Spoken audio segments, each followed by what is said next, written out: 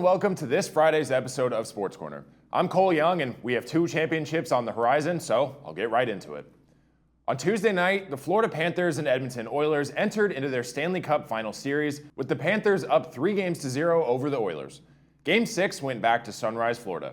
Sam Reinhart got the scoring underway early with a steal, followed by an unassisted goal to quickly put Florida up 1-0. Spoiler alert, this was the last time this score would be anywhere near close. Matthew Tkachuk put another one in the net with less than a minute remaining in the opening period, bringing Florida's lead to 2-0. In the second period, Reinhart again would find the back of the net, using his skate to redirect a pass from Alexander Barkov past Skinner for his second goal of the game and putting the Panthers up 3-0.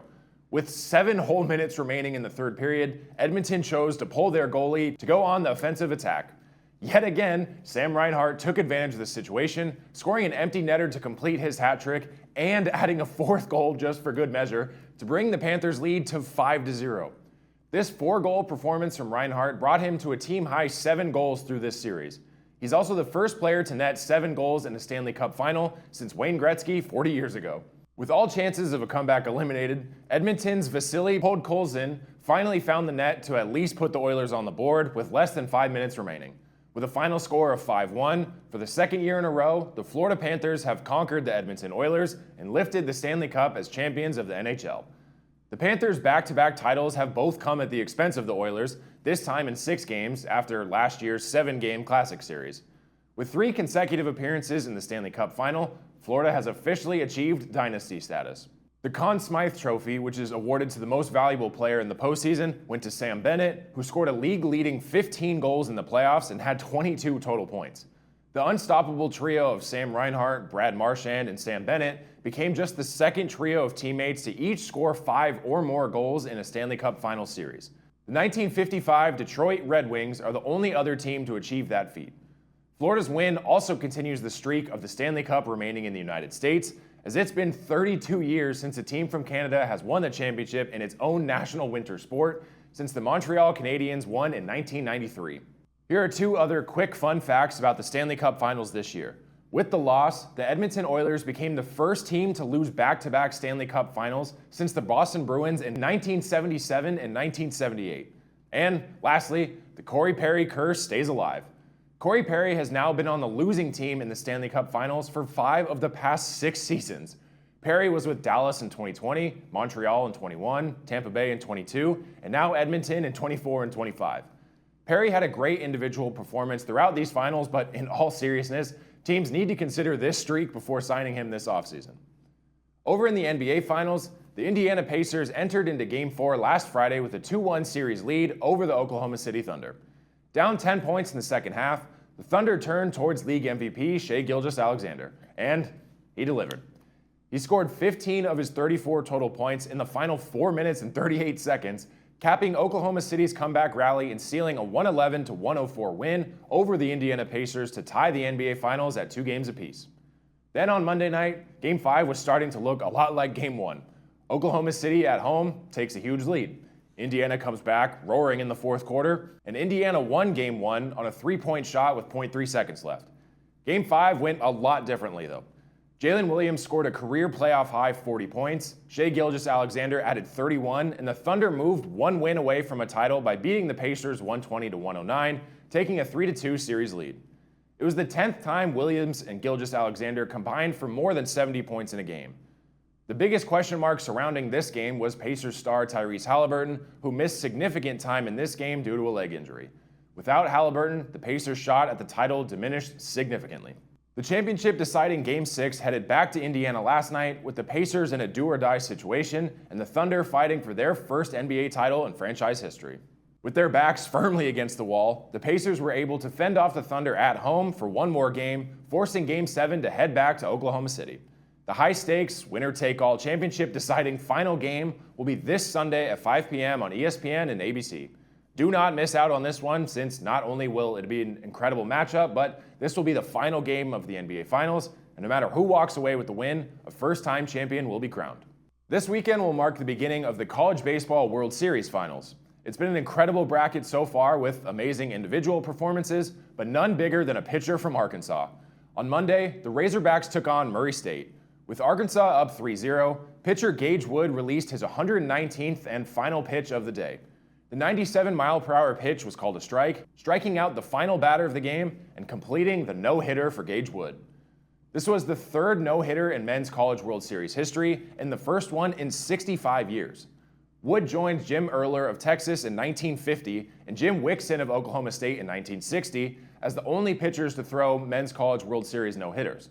However, Gage Wood's performance stands out among the rest as he broke a record with a jaw-dropping 19 strikeouts.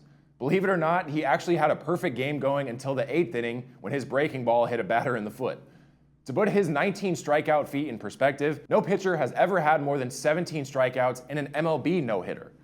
After that performance, Arkansas moves on to face number 6 LSU on Wednesday. Ultimately, Arkansas would fall just short 6-5 to LSU in the semifinal round after a walk-off RBI single in the bottom of the 9th by LSU to secure a spot in the championship round. LSU will now battle for their 8th national title and 2nd in just 3 years.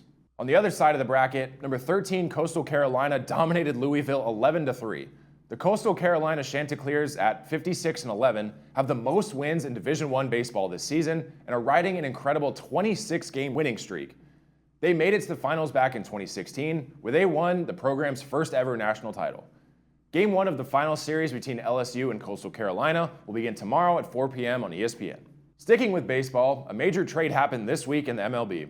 In a stunning move, the San Francisco Giants acquired 3-time All-Star Rafael Devers from the Red Sox on Sunday in exchange for left-handed starter Kyle Harrison, right-hander Jordan Hicks, outfield prospect James Tibbs III, and rookie league right-hander Jose Bello.